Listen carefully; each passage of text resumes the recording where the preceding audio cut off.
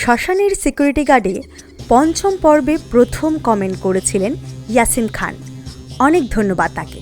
মোহাম্মদ এনামুল হক, নীলা আক্তার, মোহাম্মদ রাজাক, সামিম সরকার এবং আরও অনেকে বলেছেন দীর্ঘ সময়ের ভিডিও বানাতে ও তাড়াতাড়ি আপলোড করতে। কিন্তু বন্ধুরা, ভালো ভিডিও বানাতে একটু সময় তো লাগবেই। ভিডিওটি অবশ্যই শেষ পর্যন্ত দেখবেন। ষষ্ঠ পর্ব। যেখানে সময় থমকে যায়, আগুন যেখানে ওলট পালট, আধার যেখানে সবার শেষে, অস্ত্র শিবের ধ্যান বেশে। না না না না না না, আমি পারছি না, সময়ের সেকলে বারবার বাধা পড়ছি। না, আমার পূর্ণ বিশ্বাস যে তুমিই পারবে ভূত সমাজকে রক্ষা করতে। উপায় তোমাকেই খুঁজে বার করতে হবে খগেন। তুমি পারবে খগেন, তোমাকে খুঁজতে হবে খগেন।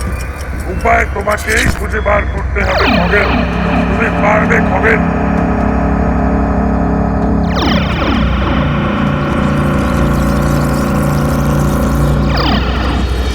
এই তান্ত্রিক, তুমি মরে গিয়ে ভূত হয়ে আমাদের সমাজের একজন হয়েছ, সেটা ভালো কথা, কিন্তু এই সমাজে থাকতে গেলে এই ভূত সমাজে কিছু আইন কানুন রীতিনীতি তোমার মেনে চলতে হবে। নিয়ম? নিয়ম? কিসের নিয়ম মহারাজ? মহাকালের আশীর্বাদে। আমার নিয়ম আমি নিজে বানাই মহারাজ। এখন থেকে এই ভূত সমাজের সব নিয়ম কানুন আমি তৈরি করব মহারাজ। আমার নিয়মেই চলবে এই ভূত সমাজ। এই এভাবে চলবে না তান্ত্রিক, তোমাকে আমি সাবধান করছি।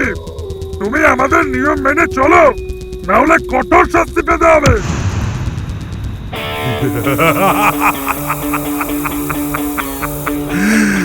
কে দেবে? কে দেবে আমার শাস্তি? কে দেবে? আপনি।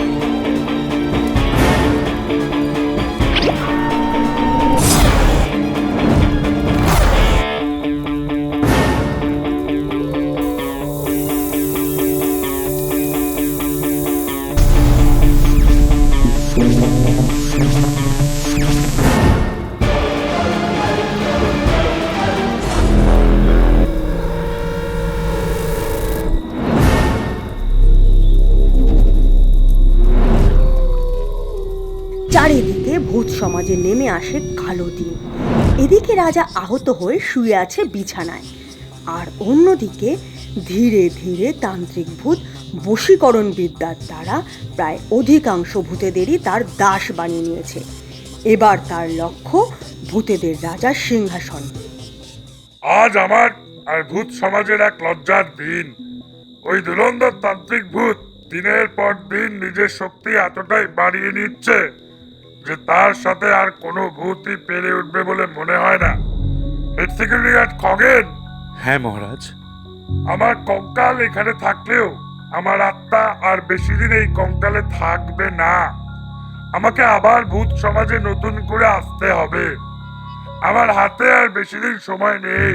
তুমি কি পারবে ওই তান্ত্রিক ভূতের থেকে ভূত সমাজকে রক্ষা করতে খগেন? আমি চেষ্টা করব মহারাজ, কিন্তু ওই তান্ত্রিক এতটাই শক্তিশালী হয়ে উঠেছে যে। আর কোনো যদি কিন্তু নেই খগেন। আমার পূর্ণ বিশ্বাস যে তুমিই পারবে ওই তান্ত্রিককে হারাতে, ভূত সমাজকে রক্ষা করতে। উপায় তোমাকেই খুঁজে বার করতে হবে খগেন, তুমি পারবে খগেন, তোমাকে খুঁজতে হবে খগেন।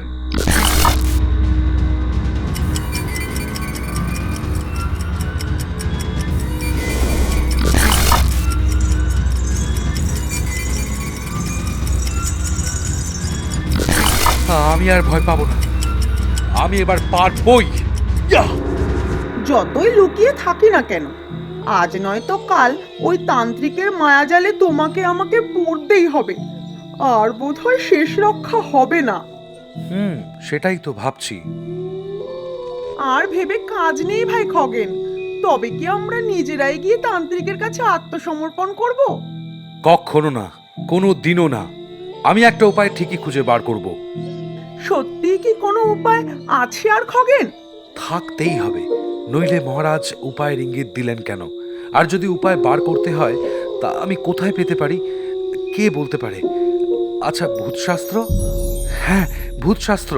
এই বিষয়ে ভূতশাস্ত্রে কি লেখা আছে? ওসব দেখে আর কোনো কাজ নেই ভায়া, তার চেয়ে চলো তান্ত্রিকের কাছে আত্মসমর্পণ করো।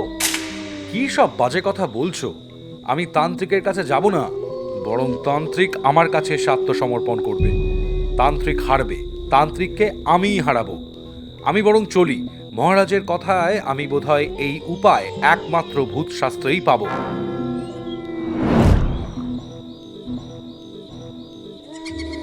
ওম মহাকালায় নমঃ। তান্ত্রিকের ডেরা। তান্ত্রিক ধ্যান করছে, সেখানে মধু এসে উপস্থিত হয়। জয় তান্ত্রিক ভূতের জয়, জয় তান্ত্রিক ভূত সম্রাটের জয়। আহ, ওম মহাকালায় নমঃ। আগে বল, খগেন কি হার মানতে রাজি? আজ্ঞে না মহারাজ, আমি আপনার কাছে পরাজয় স্বীকারের কথা বলতেও কিছুতেই খগেন রাজি হলো না। তার মানে তুমি তোমার কাজ করতে সফল হওনি। ওম মহাকালায় নমঃ। তবে তুমি জানো আমার দেওয়া কাজ না করতে পারা মানে তার শাস্তি কি হতে পারে? ওম মহাকালায় নমঃ। আর বলতে হবে না তন্ত্রভূত সম্রাট, আমি এক্ষুনি নিজেকে বোতল বন্দি করে নিচ্ছি।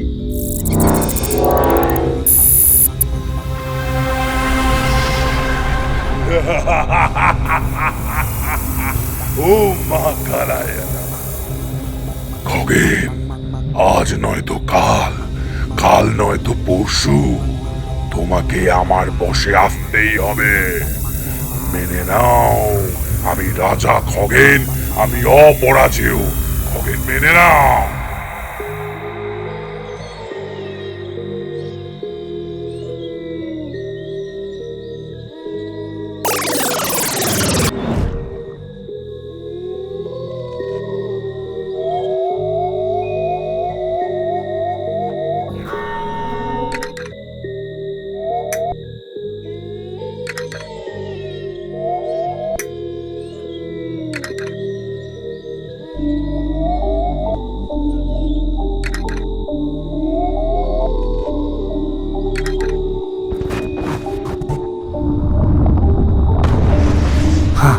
ভূতশাস্ত্র।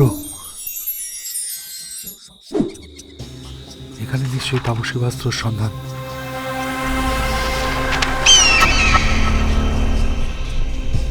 ভৌতিক ইতিহাস, ভৌতিক ভূগোল, ভৌতিক মায়াজাল, ভৌতিক তন্ত্র, ভৌতিক সম্রাট। হ্যাঁ, এই তো একমাত্র শিবাস্ত্রই পারে মানব দানব দেবতার থেকে ভূতদের বাঁচাতে। যেখানে সময় থেমে যায়, আগুন যেখানে উলট পালট, আধার যেখানে সবার শেষে, অস্ত্র শিবের ধ্যান বেশে। এই তো পেয়ে গেছি শিবাস্ত্র। একমাত্র শিবাস্ত্রই পারবে ওই মহাতান্ত্রিক ভূতের সংহার করতে। কিন্তু শিবাস্ত্র পেতে গেলে এই ধাঁধার সমাধান করতে হবে।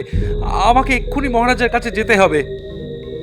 আমি জানতাম খগেন, তুমি ঠিকই পারবে একটা উপায় বার করতে। আমি খুবই গর্বিত।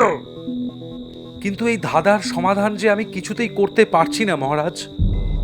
খগেন, শিবাস্ত্র কোনো জাতা অস্ত্র নয়। স্বয়ং কাল ভৈরবের অস্ত্র নিঃসৃত শক্তি আছে তার মধ্যে। আর ওই ধাঁধার মানে কোনো সমাধান নয় খগেন। ওই ধাঁধা হলো পথ চলা। শিবাস্ত্রকে তুমি যেমনি তেমনি ভাবে পাবে না। শিবাস্ত্রকে তোমায় জিতে নিতে হবে। এই ধাঁধাই সেখানে যাওয়ার পথ। আপনি বলুন আমায় মহারাজ, কোথায় যেতে হবে আমাকে? আমি ভূত সমাজের রক্ষার্থে সমস্ত ঝুঁকি নিতে রাজি। শিবাস্ত্র পেতে গেলে তোমাকে সময় যাত্রা করতে হবে খগেন। যেখানে সময় বন্দী এক চক্রব্যূহে। তুমি যদি সেই যাত্রাকালে একবারও ভয় পাও, তবে প্রথমেই তুমি সময়ের মায়া জালে বাধা পড়বে। চিরকাল আর ওখান থেকে বেরিয়ে আসতে পারবে না খগেন। যাত্রার শুরু তোমায় ভূতেদের অস্থি নদের গভীরে গিয়ে করতে হবে খগেন। তারপর সেখান থেকে তুমি সময়ের রাজ্যে প্রবেশ করবে। চারিদিকে শুধু ঘড়ি আর কাঁটা। খবরদার, যদি একবারও ভয় পেয়ে পিছপা হও তবে আবারও প্রথম থেকে শুরু করতে হবে, আর তুমি ঘড়ির মধ্যেই আটকে যাবে। আমি আর ভয় পাবো না, আমি এবার পারবই।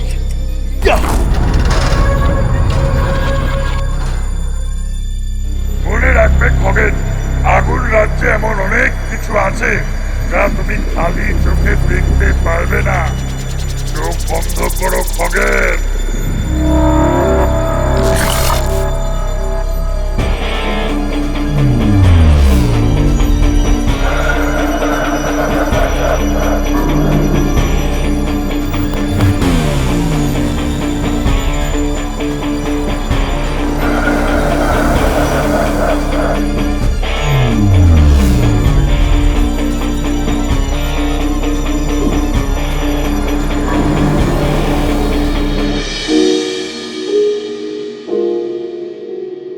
এত সহজেই কি শিবাস্ত্র পেয়ে যাবে খগেন, নাকি সামনে অপেক্ষা করছে তার জন্য এক ভয়ঙ্কর সত্যি? জানতে হলে চোখ রাখতেই হবে ঠিক পরের শুক্রবার দুপুর 3টে, অনলি অন ABF অ্যানিমেশন বাংলাতে। আজকের প্রশ্ন, এই মহাশিবাস্ত্র কী দিয়ে তৈরি? অবশ্যই কমেন্ট করে জানাবেন।